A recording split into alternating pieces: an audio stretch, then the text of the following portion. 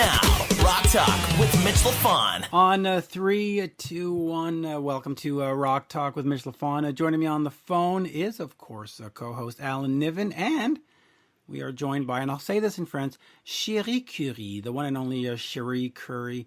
Bonjour, both of you. How are you?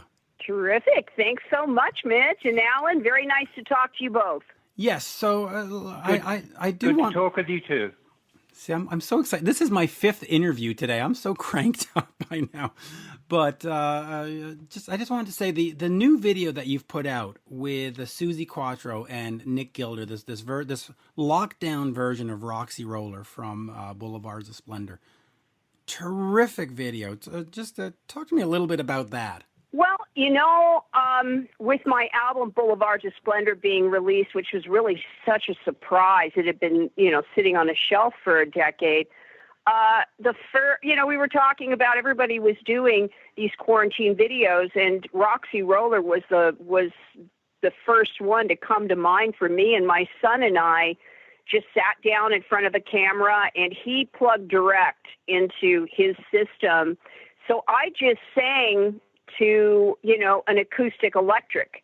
And that was just a pass through. And then we sent it on to Suzi and to Nick, and then also to Phil Levitt, and of course Nick Mayberry, and Phil brought on Joey from Seven Horse and from Dada. And you know what? It just went from there. We built on that one pass that my son and I did in his studio, and it just turned into something so great. And then Isaac, who is a 17-year-old, really terrific video editor, he had come to my page with a video that of Queens of Noise that just took my breath away. And I asked him if he wanted to be the editor for this, and the kid just blew everybody's mind. It really was such an easy thing to do. And for Nick to come out of retirement, kind of, to be a part of it, it's just spectacular. It really is. And you got to love Nick Gilder, a famous Canadian. Alan, I'll defer to you, and then we'll talk a little bit about Suzi Quatro, because she's, of course, in this video, and she's got this new documentary coming out later this month. But Alan, the floor is yours. Well, thank you. Actually, it's Madame Currie's. But I was curious because obviously I was living in LA for 13 years, and obviously at some point my path crossed Kim Foley. I was always intrigued. He always talked about himself in the third person. He always talked about Kim rather than himself. Interesting character. Truly brilliant. And, I was very blessed. I truly was, that I helped take care of him towards the end of his life. Now, I hated that man. I mean, I hated him with a passion for decades. And I just came to the realization that really hurt me so much worse than how that it couldn't possibly hurt him. Plus becoming a mother myself and growing up, I really had to look at the situation when we were in the Runaways and how difficult for a guy that had a really difficult upbringing, really not any love from his parents, never been a father. How did he do it? How did he manage these 5 teenage girls that were just really coming of it, just becoming women on top of it, and throwing us into this business that was mainly male? He tried to toughen us up, but I saw him at a party about 12, 13 years ago, and just this overwhelming feeling came over me that I had to stop with this anger and asked to talk to him. And we ended up spending hours on the phone, and he cried. I mean, he felt very bad, that he couldn't have been more considerate. But, Kim is Kim. And then when he reached out to me when he was dying, and I moved him into my house and got to take care of him 24/7 for a period of time, was the best thing that I've ever done. Because let me tell you, I love that man, and I miss him. And the music industry lost a true talent. But it just goes to show that forgiveness. Cherie, that's absolutely fabulous.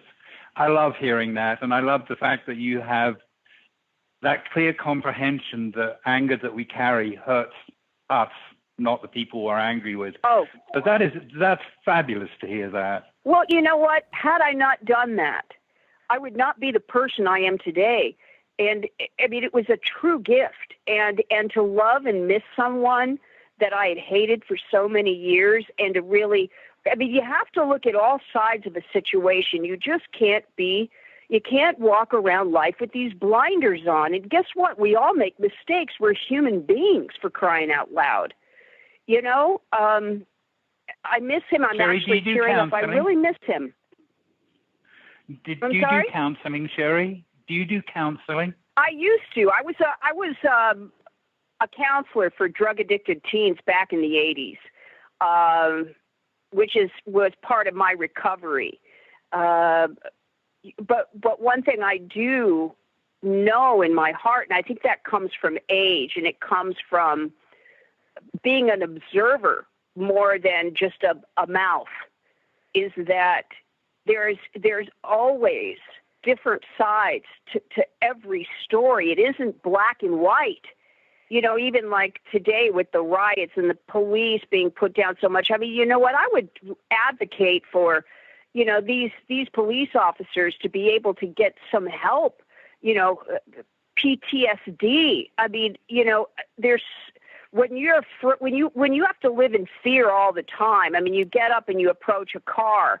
You don't know if that person's going to kill you right then. I mean, just like, you know, they want to defund the police. They want to remove their riot gear. Well, you know what? We don't send our troops into war without bulletproof vests and everything to protect themselves. I mean, you know what?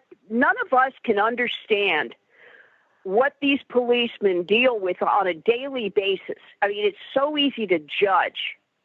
You know, look, I was kidnapped. I was kidnapped as a young kid by a murderer. I was very lucky to survive. I shouldn't have. Wow. But, you know, the thing is I know what it's like to be truly afraid for your life for hours and hours on end. And these cops, you know what? They're human. They're human beings. People forget. These are not robots that are walking around on these streets. These are people that have a family that they want to be able to go home to. So, I mean, Cherie, either we look at the whole situation as a whole. Yes. Cherie, you're absolutely dead on. But it's worse than that. An awful lot of these guys in blue uniforms have worn camouflage before and been put into dreadful situations overseas, you know, for the benefit of corporations. It's no wonder that. Very true. I mean, most of our military will go and become, you know, one of our fellows, one of our, you know, protectors in blue. You know, and you know, my father died of alcoholism at 62. He was a sergeant, a paratrooper in the Marine Corps in World War II. There was no PTSD then. There was no help for him. He drank himself to death. And one of the great, courageous men, well decorated. You know, this has to not just be about Black Lives Matter entirely. Look, I understand a lot. I mean, police killed more white people last year than they did blacks. But the thing is that we need to have an awakening that all people are human. And you know what? I certainly don't want to not have a police force. I'll tell you, I don't want that. I want people to be able to be compassionate for all, including our men and women in blue, and for our wonderful vets and for our soldiers. I think that they've gotten a bad shake for a long time. So anyway, we should get back to music, eh? We should probably get back to music. If I can bring you back. Okay. I can bring you back, Go Jerry. ahead. one of my perceptions over the years was that in dealing with a lot of bands and my own desire to be involved in music, producing, writing, whatever, I realized that virtually everybody I knew in a band came from what, and this was an overused word some time ago, but it's apt. They came from dysfunctional backgrounds, from dysfunctional homes. And the process of putting a band together was almost like trying to put your perfect little family together. And yet every member in that band brought with them the dysfunctional baggage of their past. So inevitably at some point, it all explodes. It's an interesting perception. But tell me about Suzi Quatro. What does Suzi Quatro mean to you? Yeah. Well, let's get back to Suzi. And by the way, Alan, you might not know this. I did an interview with Cherie before, and we talked about my daughter, and she sent me this gift pack for my daughter, and that was the sweetest thing somebody's ever done. So just real quick, thank you for that. I gave that to Jada, and she was thrilled. She got the book and a couple of other knickknacks you threw in there, and just thank you for that. And absolutely adorable. But oh, that's my pleasure, Mitch. My pleasure. And you know what? Support. That's another thing. Support is what we need. Unfortunately, the Runaways did not have that. We had nobody to turn to when there was infighting. We had no mediator. We were too young. It was a time we went on the road by ourselves with just a roadie and sometimes a manager that was screwing all of us, literally, besides being screwed out of our money. I saw you in 1977 at the Roundhouse, and you were a bunch of kids. Well, you remember let me just say, my remember son, playing London in my son 1977? Yeah, right. Well, I was 16 years old, and my son Jake, when he was 16, he wanted to go on tour with his cousin Trevor Lukather, Steve Lukather, and my twin sister's son, Trevor. And I said, how would you like your no, fast or slow? It ain't going to happen. And, but I did end up taking him with me on several tours that I did, and by the time he had come off tour with me, he was well seasoned, and then he went on tour with his band and did very well. But the thing is that I was going to make sure that he was going to have some protection. We did not have that. But anyway, it was a different time, different space, completely different. So, but with Suzi Quatro, I bought her first album when I was 13 years old. I saved my allowance money. I saw her open for Alice Cooper at the Forum. And let me tell you, she was a catalyst in the Runaways. There would not have been a Joan Jett without a Suzi Quatro. Joan was too young to know who she was. Joan was very, very insecure. I was as well. So I took on the persona of David Bowie. Joan took on the persona of Suzi Quatro. Lita was into Richie Blackmore. Look, we had to fake it till we made it. And that's what we did. Right. And, we didn't even have enough time to figure out. We were wondering where we were going to get money for Tampax, when we were on the road. Oh, good God. It just, it was just a different time, and we were out there, but we did believe. We believed in a cause. We believed in ourselves. And we did our very best. But unfortunately, without the right kind of support with somebody to mediate, it imploded, and that's just what happened. And drugs did not help. If you didn't do drugs, there was something wrong with you, it seemed. Cherie, a tip of the cap. Obviously, when I went to the Roundhouse to see the band, I was very curious. And, obviously I knew about Suzi Quatro in those days and Can to Can. And that was intriguing because here was somebody who was obviously attractive, female, dressed in leather, all the superficial little buttons are being pushed. But what really intrigued me was there she was wielding a massive bass, and on top of that, she had a genuine rock and roll phrasing to her vocals. So when I went to see the Runaways, I wanted to see, is this a real band or is this a marketing ploy? And when I went away from the Roundhouse that night, I went, this is going to be interesting because this is a band that definitely has the attitude. Now let's see where it goes from here. I mean, this is definitely not, a bunch of girls in primrose frocks singing both sides now. But you guys had the attitude. Well, Absolutely. yes, we had to. I mean, Kim made sure to toughen us up. And again, we also had Kenny Ortega from the Tubes, who went on to become quite a director as well. He's a wonderful choreographer. He choreographed our shows. Plus we were in the middle of, when Elton John or David Bowie, it was Alice Cooper, it was very theatrical. So there were costume changes, things like that. I mean, very dialed down version of what was going on around us with these huge concerts which was all about taking a trip, We did our very, very best with our meager means, in our $5 a day money that we would get to buy the Tampax or buy cigarettes or whatever. Back then, cigarettes were like, I don't know, 50 cents a pack or whatever it was. But, it was rough. I mean, we just went from town to town. Our first tour was over 3 months long. I didn't think I'd ever come home. But you know what? We believed in what we were doing, and I'm so glad that people appreciate that now. But, going back to Suzi Quatro, again, I mean, she really, this little tiny thing, just pulled this enormous gate open all by herself, and then us girls just kind of, skipped through, and Bing just kind of kicked this little door. That was all it took. But Suzi really did so much for us. She needs to be in the Rock and Roll Hall of Fame, and until she is, I will never take that institution seriously. I agree with that. That institution seriously anyway, but I thoroughly agree with you, Cherie.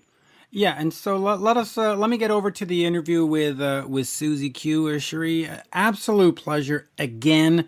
And I will remind folks that you do have the album Motivator with Bree Howard Darling, where they cover all kinds of great stuff, including Give Me Shelter and so on. Fabulous album. By the way, are you doing another album with Bree at any time soon? Well, right now, my album Boulevards of Splendor was released on Blackheart. It's doing exceptionally well. Those are more my roots.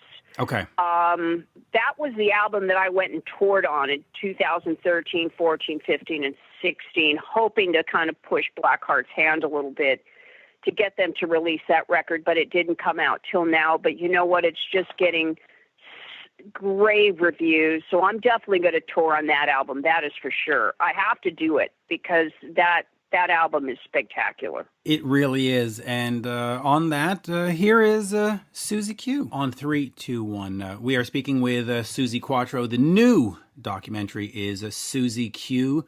Suzi, absolute pleasure to talk to you. And as we say in Montreal, bonjour. How are you? Oh, bonjour. How are you? And do you speak French? Bien sûr. You have to. When you live in Montreal, you have to be bilingual and buy everything. You have to know everything. But not bisexual.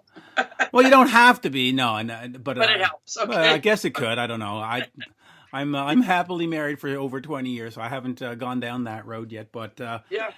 But yeah, we do speak French here. But okay, let's talk about this movie. I've had a chance to see it, and as I was saying just before we started recording, I find it to be exceptionally compelling and exceptionally gritty. It's not one of these movies where they polish everything up and everybody lives happily ever after. It's real. Talk to me about this movie and the process of having it made and telling your story. Yes, I will tell you my story. I am a very, as you can see from the documentary, I'm just a very open, honest person. When this director approached me about 4 years ago now, and he said he wanted to make a documentary, and I said, right, you tell me a little bit about yourself. And he said, well, I got to tell you straight off, I'm not a fan. And I went, Okay, fine. And then he said, it's not that I don't like your music. I do. I'm not a fan. I thought I like this guy's approach. So then we got talking, and I said, okay, I've always wanted to do a documentary, but one thing I insist on, and we managed to do it. I said, I don't want a documentary with people sitting there telling you how wonderful I am. That's not what I'm interested in. I've had a life. I've had an interesting life. I had my ups. I had my downs. Everything hasn't been wonderful, There's been tears. There's been laughter. There's been everything. I want the truth. And I said, even though I had editing scissors in my contract, I said to him, as long as it's true, it stays in, even if it's cringing. And I had times when I was watching it with people in the cinema when I was going up for my question and answers, where I wanted to crawl out of the theater on my hands and knees. But those moments are the best moments in the film. I agree. And by the way, maybe he wasn't a fan, but last night I was talking to former Guns N' Roses manager Alan Niven, and I said, I'm talking to Suzi tomorrow. And he says, oh, please tell her, Can the Can changed my life. So there you go. Oh, isn't that nice? Yeah. Yes. But that's very nice. But we did manage to do what I wanted to do. And it's not easy when you see your life up on the big screen with an audience watching it, with the good and the bad. But it is compelling. You're right. I cry every time I see the film. I cry at the sad bits and I cry at the happy bits, like when you get some people like Debbie Harry, and Alice, and saying these things, and I'm in tears because I'm looking at the screen thinking, I did that. I did all that. You tend to forget how much you've done in 55 years. God. Yeah. Well, okay. So let me start off with some of the good. Let me take you back to 1964. Okay. And your father hands you a 1957 Fender Precision. Talk to me about that moment, because that one seems to be the one that set you on this course. First of all, why is a dad giving a 14-year-old girl a bass guitar? But at the end of the day, here we are all these years later. Talk to me about that moment. Oh, God, that was such a moment. We had watched the Beatles on the Ed Sullivan Show, and we all got on the phone. One of my sisters, there's like 5 in the family. I have 3 sisters, but one of them and me, and 2 other sisters, and another girl who's, funny enough, her dad plays in, he played in my dad's band. It's crazy. Anyway, we got talking and we said, I think one of the girls said, why don't we start an all-girl band? And that idea caught on. We're all on different extensions. And to be quite honest, everybody chose an instrument very quick. And for once in my life, I didn't speak up quick enough. And I already played percussion and I already played classical piano. It's so funny. I learned to read and write and play. And my sister said, oh, you're going to play the bass. And I thought, okay, that's fine. Percussion and piano, they're both percussion instruments. And then I went to my dad and I said, I'm going to play bass in this band. Do you have one? And he gave me the Rolls Royce of bass guitars. I mean, musicians get green when I tell them. And when I put it on, as you can see in the movie, and everybody tells me this, it looks like I was born with a bass guitar. It is a natural instrument for me. It's a real good fit. I don't know why. I'm just percussive minded, I never went to guitar and then picked up the bass. I'm not a failed guitar player. I am a bass player. Can I emphasize that? Yeah, you can. And in your book Unzipped, you famously said that your offer to give remedial bass lessons to Gene Simmons of Kiss still applies.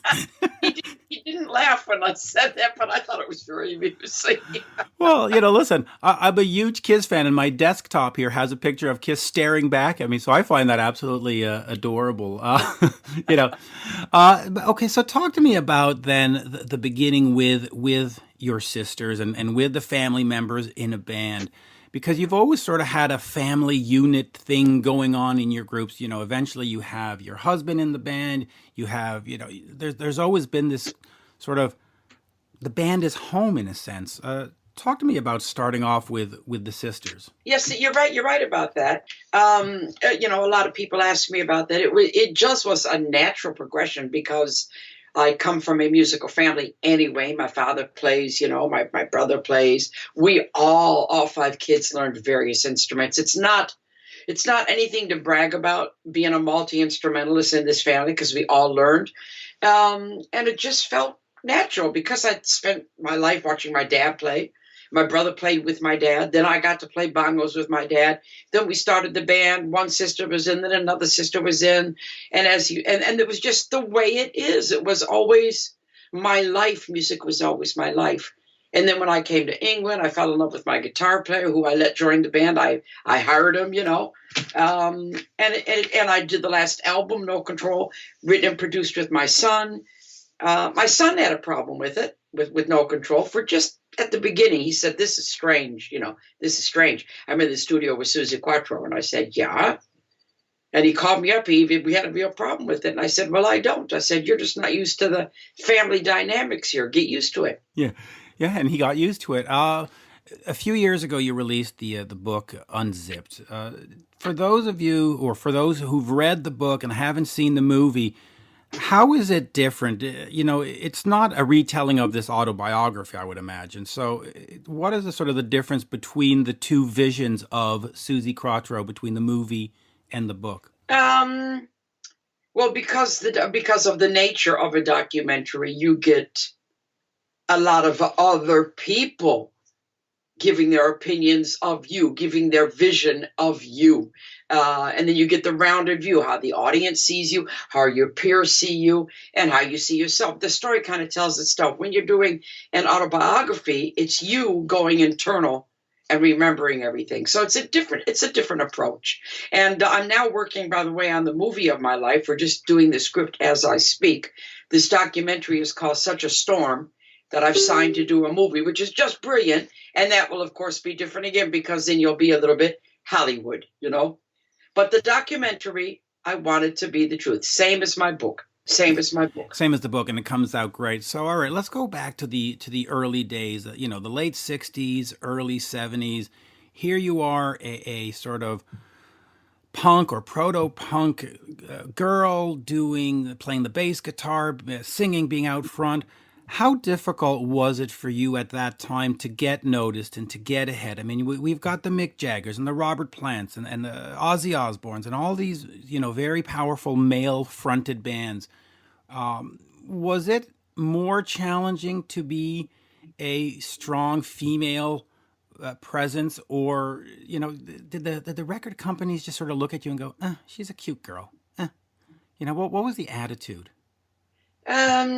I was lucky in the fact that I was raised in that kind of family, first of all.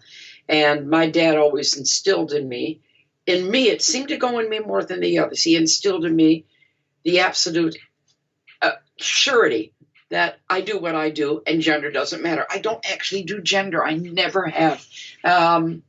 So I didn't put, I have the theory that what you put out is what you get back.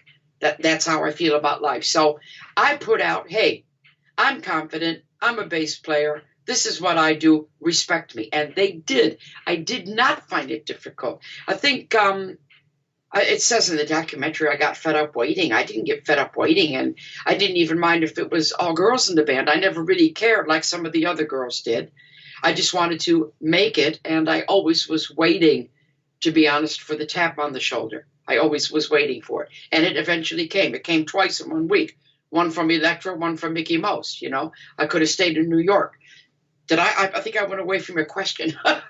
Well, it's okay. But okay. So, you did mention a quote from the documentary. So I'll take that up with another quote. One of the first things that folks will see in the documentary is a clip of you on TV. And you say, I gave up most of my early life to make it. Is that a sentiment of empowerment? Is that a sentiment of regret? Talk to me about that and the sacrifices you have to make. Because, fans have this perception that being a rock star is all glamorous and it's all parties and it's sex, drugs, rock and roll. But I know musicians, and you're away from your dog for 9 months. You're away from your cat for 9 months. You're away from the kids you don't see the first baseball game. You don't see the first recital. Talk to me about what you gave up. And is that quote regret or empowering that, yeah, you know what, I gave it up because I had to do this? I think it's not regret, not regret as such, more of a case of unavoidable. You know, you have things that are unavoidable, and it calls you. And this is more than a career; it's a calling. But saying that, growing up in the nice family that I did, four siblings and great neighborhood and lots of fun. I did give that up. I gave it up willingly, but there will always be that little longing for the little girl. There will always be that, yes. But I didn't have a choice. This industry that I'm in, this entertainment bug, this music, it came up and bit me on the ass. And I had no choice. I could not do what I did. But not every person is like that. But the ones that make it and continue to have success, they are exactly like what I just described. You got to go, and you got to give it 1,000,000%, 24 hours a day. And that's what you give up. You give up normal. Yeah, you do. Okay, and so let's look at some of the things you gave up. Mickey Most comes over and sees you and says, I want to take you back to the UK. You give up mom. You give up your sister because she was in a band with you, Patty. Talk to me about those moments. Was that also just part of, listen, it's got to be done? Or was there moments of great sadness going, I can't believe I left my mom. She's not going to see me. I'm not going to be able to come over for Sunday dinner. Talk to me about leaving, mom and sister and the rest of the family behind and making that move. Well, like I said, it was my shot. Elektra Records had been to see the band, and I got offered a solo contract and go to New York. Mickey Most, the same week, saw the band, offered me a solo contract. I didn't have any qualms professionally about what I had to do. I knew it was my time to move on. I knew this, and I knew that I was going to miss everybody, and I absolutely did. But it is like the same thing you said, do I regret? I don't regret at all. This was my shot. This is what I always worked for, and I was going. I knew it was going to be lonely. I knew it was going to be hard. Sure, I missed everybody. I missed everybody terrible. But really, it's the price. This is the price.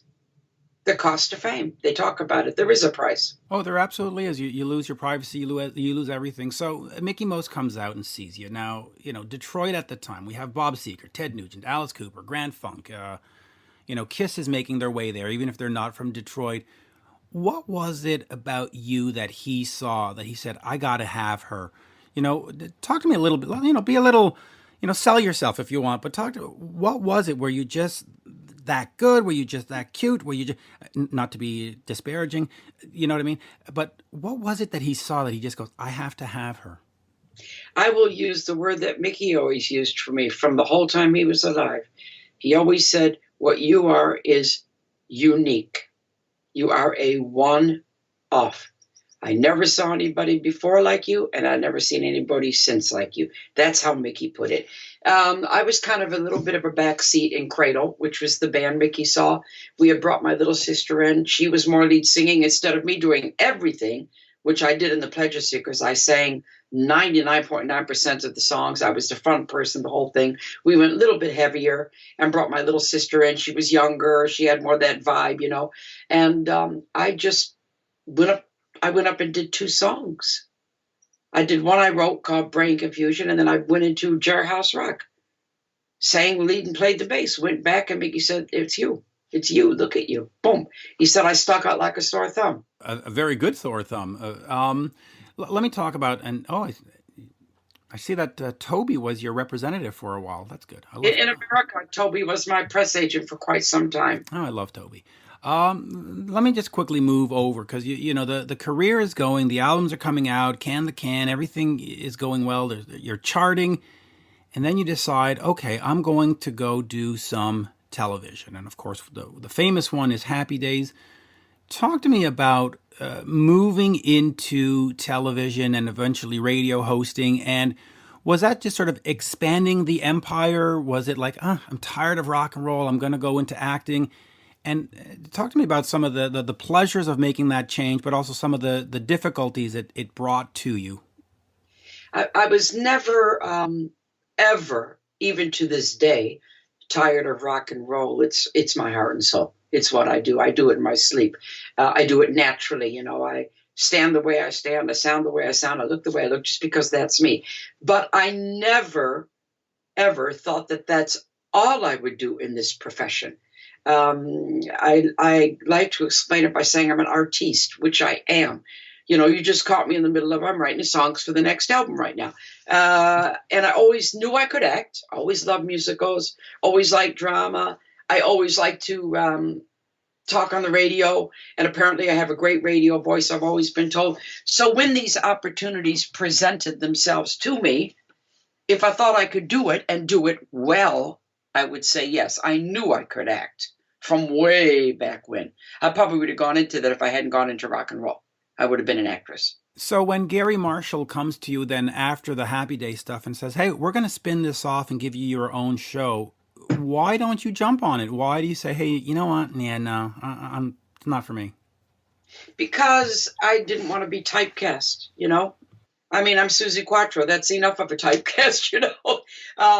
I had done Leather Tuscadero for 3 seasons, and I wanted to do other types of roles. And we all know that if you get caught in one thing, then you can't move on. You know, this is who you are. So I've done a nice variety of things, you know, different parts I've played. I mean, I did Annie Get Your Gun on stage, for Christ's sake. How more different can you be? You know, I mean, that's Ethel Merman. And you did the voice on Bob the Builder. I did. I had yeah. which my kids loved. Oh, okay, so hey. Talk to me about this then, because as a musician, you can get pigeonholed. You know, if you look at a band like AC/DC, they do what they do, and that's AC/DC. And you look at a band like Madonna or U2, they're ever changing. When you come to making an album and over the years, how did you approach it? Did you say, okay, I got to push the envelope and redefine what Suzi is? Or do you say, oh, no, this is the Suzi sound. Let's stay within these confines. Let's not do so. How did you approach it in terms of making music? Each album had its own vibe and its own time. I was more conscious of writing and being like Suzi Quatro back in the early days. Then as you get more comfortable in your skin and things roll through and you're just who you are and you're established, you know, there's not that pressure to only be this way. So you experiment a little bit, you know. I did a few different chops and changes. And I mean, If You Can't Give Me Love was a change for me, huge hit. Stumbling In, a big change, huge hit.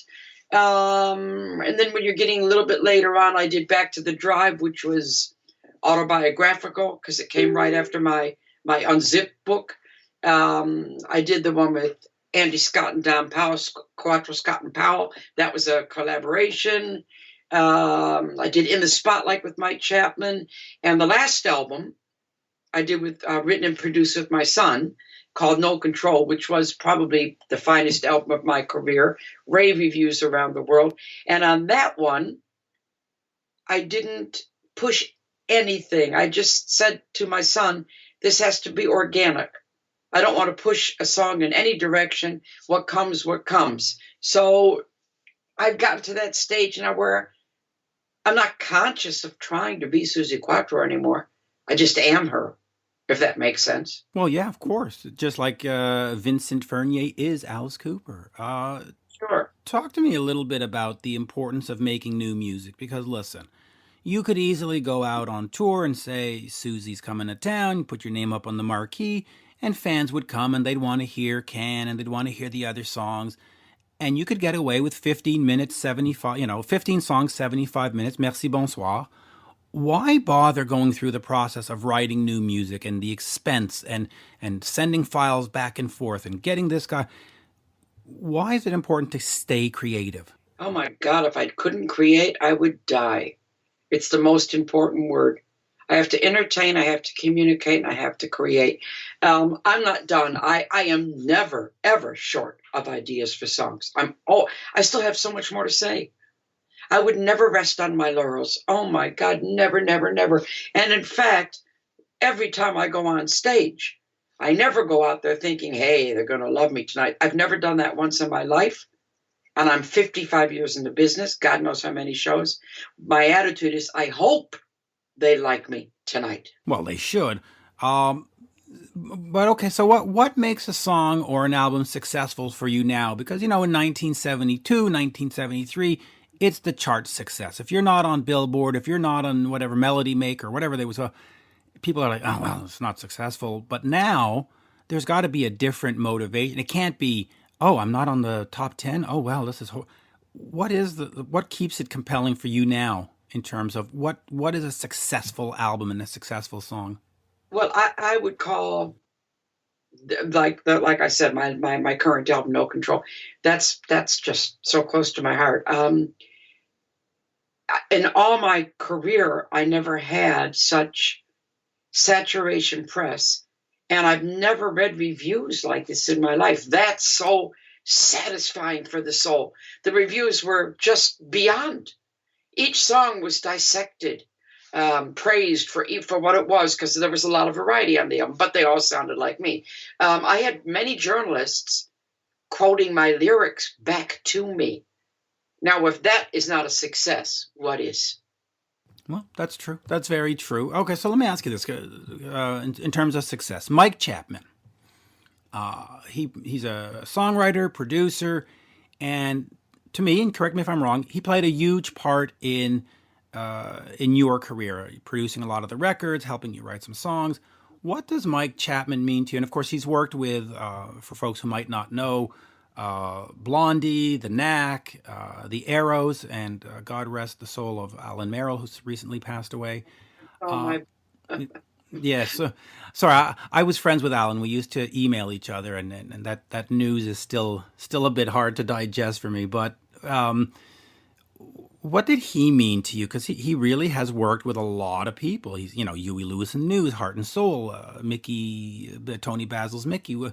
Talk to me a little bit about Mike Chapman and what he means for you. Well, Mike and I are we still work together. We're still very, very close friends. I love the man. We have a deep respect and love for each other. We always, from day one, were on the same page. He saw the band. He heard the songs I'd written. He got the vibe. And he wrote me those 3-minute singles, not all of them, but most of them. He gets me. Mike gets me.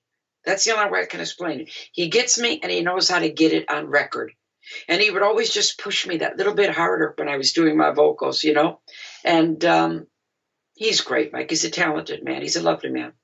Oh, he absolutely is. And I'll start wrapping up, and I'll ask you the question that I'm sure you've been asked a million times, but, whatever. We talked about Detroit back in the day. It was sort of the epicenter of everything going on. It was blue collar America. It was the auto industry. It was rock and roll. What was it like being in that scene and being on bills with Alice Cooper and looking over and seeing Ted Nugent and, oh, hey, tonight it's Bob Seger. And, oh, look at that, it's Glenn Frey. What was that like? And why Detroit? Why not San Diego, for crying out loud? No, Detroit had a grit about it. It still does. I am very proud of my Detroit roots. I have 8,000 T-shirts upstairs, all from Detroit. There's just an energy in that city. I can't describe it. You've got your Motown, which is beyond. I'm a Motown freak. And then you've got your white rock, which you mentioned, a lot of people. It's like no other city in the world. Maybe it's because it is the black and white, the rich and poor. It creates a certain energy, and you can't duplicate it anywhere else. There's an edge to Detroit. An incredible edge. And then, of course, in the documentary, we do see a lot of Alice Cooper. Talk to me just a little bit about that relationship with Alice, because, listen, personally, I'm a huge fan of Alice Cooper's. Yes, again, we are good friends. We have known each other since we've been about 15. Just always got along. I like Alice. He's got beautiful eyes. He's an intelligent man. He's a lovely guy. He'll tell you himself, we had our little moment, where we kissed, and it could have been something more than we both decided, no, we want to be friends. I'm happy to say he has been a friend for a very long time. He's very protective of me. He calls me his little sister. You got to love Alice. And I'll finish on this. A lot of bands over the years or recently, from Kiss to Elton John, have all announced farewell tours, and they're on them. But you look at the Chuck Berrys of this world and the Mick Jaggers. Where do you see yourself? Is there going to be a Suzi Q farewell tour, or do you just keep going until you can't keep going? I don't know. I haven't got the answer to that. I foolishly did one in Australia in 2015 because it had been my 50-year anniversary in 2014. And I thought, I've been to Australia 35 times. Let's do the final one there. And it was just amazing. And then I got home, and about 3 months later, I went, oh no, what have I done? And I've since done many more tours. I will never, ever be so foolish as to call anything my final again. I don't want to call it that. When I'm done, I'm done. I just won't knock on the door anymore. Yeah, which is, and you know what? I think a lot of musicians who declare farewell tours, from Ozzy, from the Scorpions, from all these bands, I think they're well intentioned and are really at the point where they go, I'm done. But just 1 second. Let me get rid of that call. Stop your machine a second. Yep. Okay, go ahead. Yeah, I'll let you get to that call in a second. But as a creative person, I think, sometimes your body says, I need to rest, but you can't as a creative person. You've got to create. You just can't stop. And I think that's an important takeaway in all this, is that creative persons just need to keep going. And I guess you sensed that after Australia too. I think I'm driven. I think that's the word for me. I'm driven. I always have been. I always will be. Interesting. I started collecting after the documentary came out and started doing all this wonderful, wonderful raves. Even the Financial Times, a 5-star review in a rock and roll documentary. I started creating a word cloud, of a lot of people I know giving me 3 words to describe me. And as these words cloud goes, it gets bigger and bigger and bigger. And the more frequently used words get bigger, right? And the one word that is the biggest in the cloud, I don't know if you'll guess it or not. What would you say? The one big word in the cloud? Yeah. Well, it's either going to be I or love. It's determined. Oh, there you go. and on that's what we see in the movie Suzi Q. It is a story of determination, and it's just absolutely fantastic. And with that, Suzi, merci beaucoup, as we say in Montreal. An absolute pleasure to talk to you. Thank you very much. It was a pleasure to talk to you too. Thanks a lot. Merci. Bye-bye now. Bye. This has been Rock Talk with Mitch Lafon. For more exclusive content and interviews, subscribe on iHeartRadio, Spotify, Apple Podcasts, on YouTube, and many more. Follow Mitch on all the socials, especially Twitter, @Mitch Lafon, and on Instagram, @Mitch_Lafon. Get your Mitch merch now at loudtracks.com/Mitch.